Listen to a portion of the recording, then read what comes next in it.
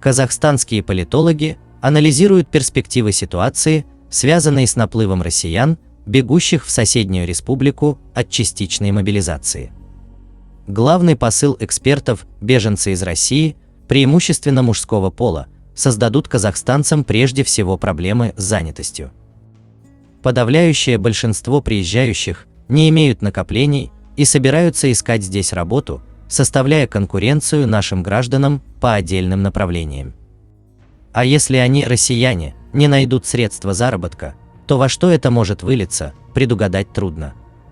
Я в эти дни следил за чатами типа «Релокация в Казахстан», и там встречал немало вопросов насчет того, будут ли проблемы в нашей стране для тех, кто имеет судимость, задолженность по кредитам.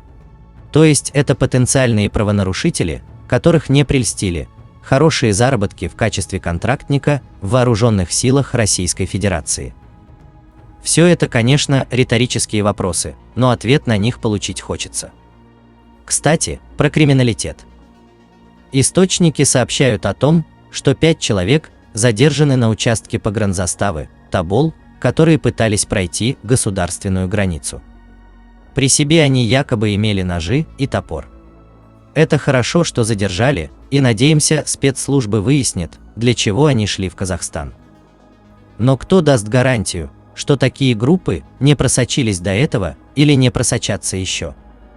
Если обходят кордоны, то значит им есть что скрывать. Наплыв российских мигрантов повлияет на многое внутри нашей страны. К чему это приведет? Повышение цен на жилье заставит многих казахстанцев, работавших в Астане и Алматы, вернуться в свои регионы, где и без того значительный дефицит постоянных рабочих мест. То есть прибывающие россияне сейчас выдавят казахстанцев со средним доходом из пространства больших городов, но при этом не станут их замещать на рынке труда.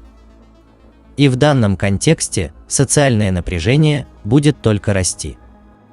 Тысячи российских мужчин устремились в Казахстан.